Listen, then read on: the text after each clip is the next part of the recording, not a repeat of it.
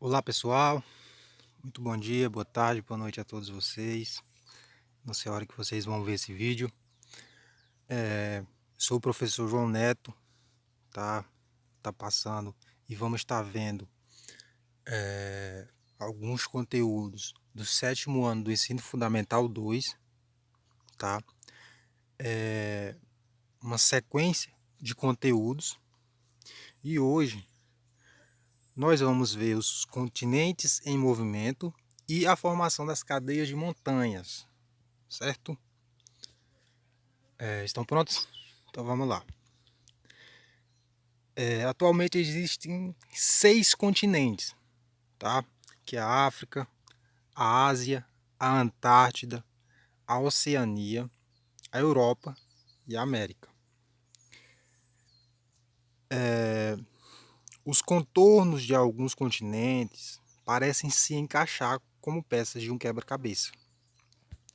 Aqui na imagem, ó, vocês podem observar que a América do Sul e a África, no seu contorno, no seu desenho, parece que se encaixa perfeitamente. Tá? Isso mostra que esses continentes, América do Sul e África, eram juntos e se separaram com o decorrer do tempo. Tá?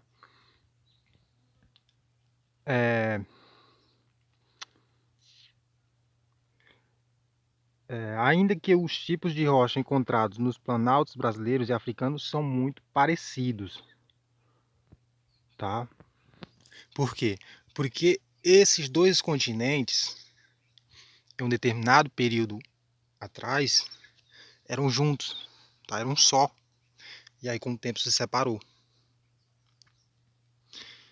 Na figura 1.2 mostra que fósseis de um mesmo tipo de animais foram encontrados, de animal, na verdade, desculpa, foram encontrados em continentes que se encaixam.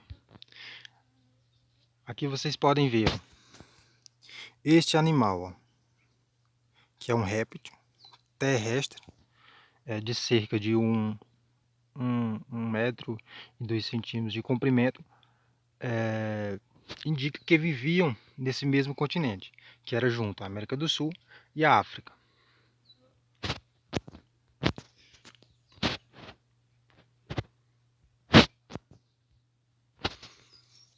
Com base nessas evidências, o encaixe do contorno e a semelhança entre rochas e fósseis, o cientista alemão Alfred Wegener, que viveu entre 1880 a 1930, ele propôs que há milhões de anos os continentes poderiam estar unidos, certo? E formando um imenso continente que ele chamou de Pangeia, tá? Do grego parte, todo, e geia, de terra.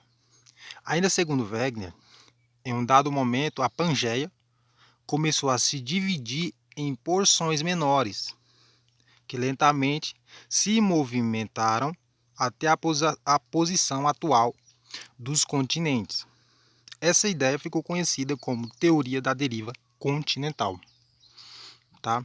Aqui vocês podem ver nessa imagem aqui de baixo como era a Pangeia, tá? Como eram os continentes anteriormente e como é os continentes atualmente. Tá? Aqui, ó, certo?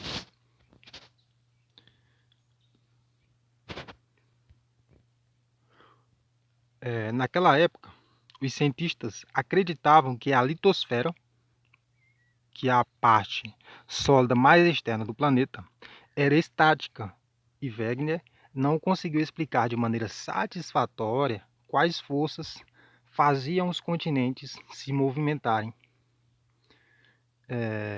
Além disso, ideias revolucionárias são mais difíceis de serem aceitas. Tá? Ou seja, mesmo na ciência, esse tipo de ideia que revoluciona uma ideia anterior é mais difícil de você desbancar, dizendo numa linguagem mais informal. Tá? Muitos anos depois, com o estudo de terremotos e com a descoberta de mais evidências, foi possível mostrar que a crosta da Terra é dividida em vários pedaços. Tá? Ou seja, a crosta da Terra ela é dividida em vários pedaços, tá? Em várias partes. E essas partes formam placas de rochas sólidas.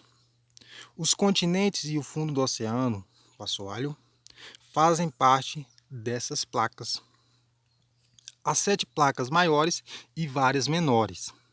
Todas são chamadas de placas tectônicas ou placas litosféricas. No mapa, na figura 1.5, que eu vou já mostrar para vocês, devemos notar que as placas não correspondem aos limites dos continentes. Tá? Ou seja, se o continente, como o sul-americano, por exemplo, o americano, a placa não é do tamanho exatamente do continente, ele geralmente é maior, entendeu? O Brasil, por exemplo, está mais ou menos no centro da placa sul-americana. Aqui vocês podem ver as divisões dessas placas tectônicas, tá? Cada compartimentozinho, cada linha dessa faz uma divisão de uma placa, tá? E são 7 placas. Uma das hipóteses é a de que o calor que vem do núcleo da Terra, tá? Levando em consideração essa pergunta, essas placas se movimentam desde os tempos mais remotos até hoje em dia. Mas como ocorre esse movimento? Aí aqui, ó. Uma das hipóteses é a de que o calor vem do núcleo da Terra, aquece o manto, suas partes mais aquecidas ficam menos densas e sobem, enquanto as partes mais frias descem. E aí ocorre o toque dessas placas tectônicas. Dessa forma, criam-se correntes que movimentam lentamente as placas tectônicas sobre o manto. Tá?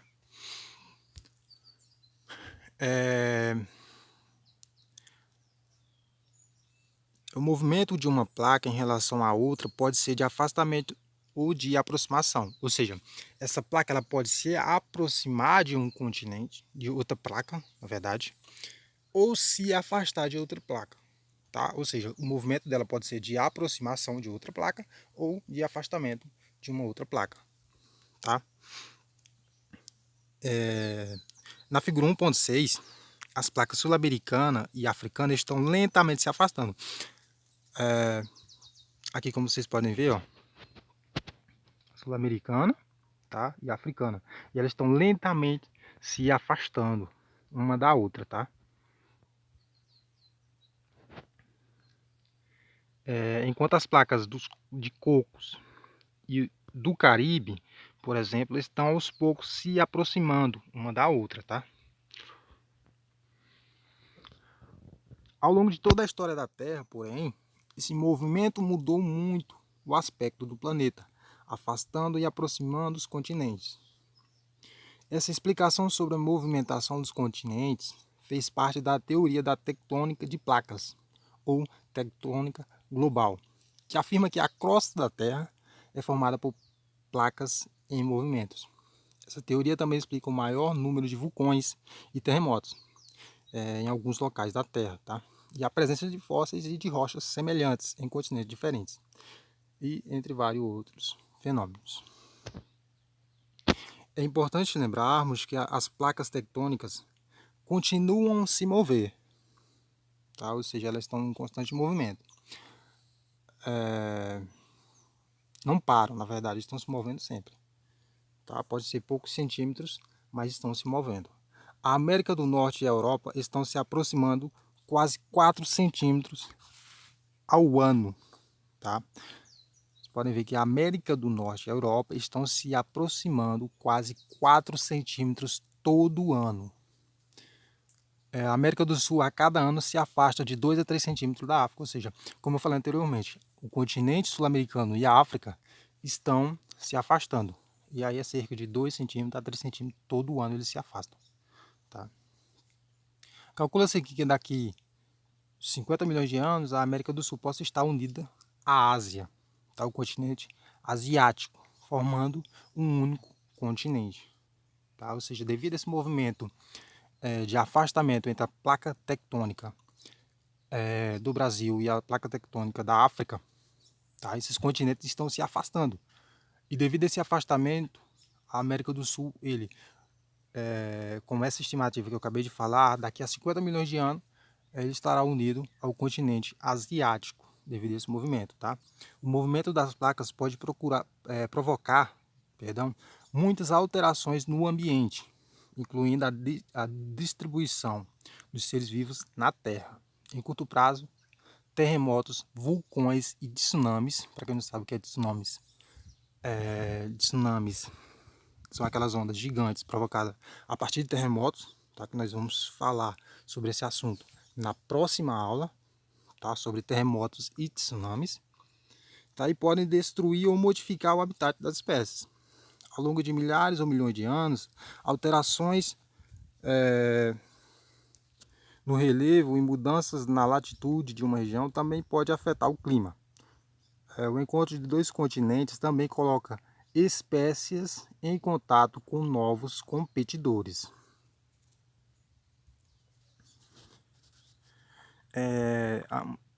Aqui um exemplo de uma teoria modelo, são algumas teorias modelos.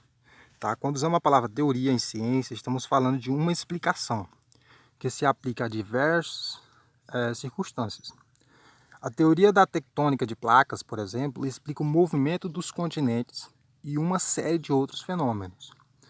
Com a teoria da evolução, por exemplo, procuramos explicar como todas as espécies surgiram na Terra, como elas se transformaram ao longo do tempo, originando novas espécies, e a razão das semelhanças e diferença entre os seres vivos e por que os organismos têm adaptações que os ajudam a sobreviver e a se reproduzir em seus ambientes. Quando falamos em modelos, podemos pensar em projetos e maquetes, como aquelas maquetes produzidas por arquitetos, tá? Elaborados por engenheiros e arquitetos, como diz aqui também no texto. Mapas de cidades também são considerados modelos, porque são representação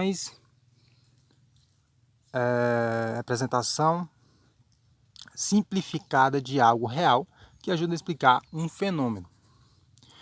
Assim, mesmo sem ver as placas tectônicas em movimento, por exemplo, os cientistas se valem de alguns fenômenos, tá, que observam na natureza para construir modelos que ajudam a explicar a teoria. Ao longo de, vocês podem ver, ó,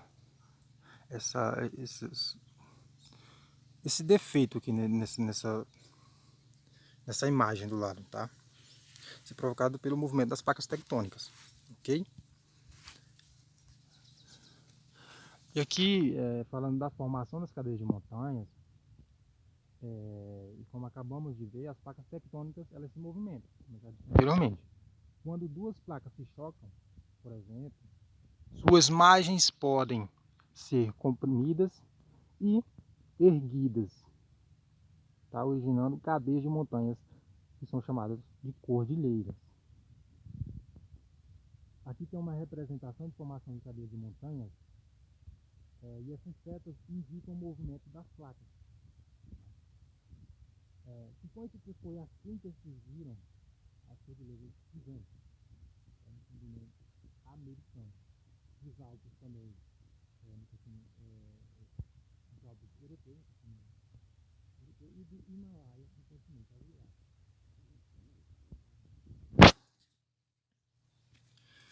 Aqui nós temos uma representação da formação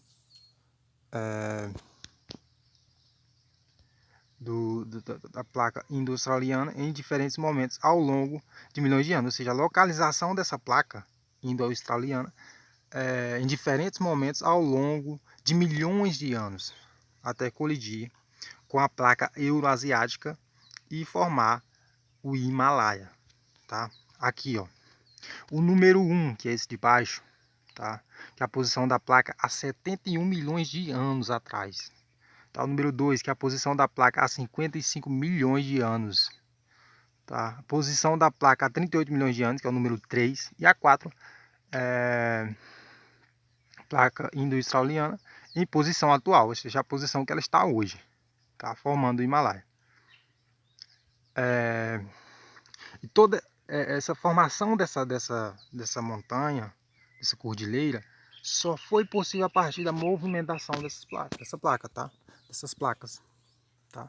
E o toque uma da outra fez surgir as montanhas, tá ok? Aqui um textinho complementar, uma curiosidade, como surgiu a Serra do Mar? A origem da Serra do Mar está relacionada à separação continental entre a América do Sul e África, iniciada, na verdade, há 150 milhões de anos com o surgimento do Oceano Atlântico. No processo de separação continental, ocorreu um amplo surgimento em toda a borda leste do continente sul-americano, no sudeste do Brasil. Tá? Esse surgimento ocasionou levantamentos, tá, e rebaixamentos de grandes blocos por falhas geológicas. A Serra do Mar corresponde a uma destas áreas elevadas, por ocasião da elevação do bloco ocidental e rebaixamento do bloco oriental. Tá?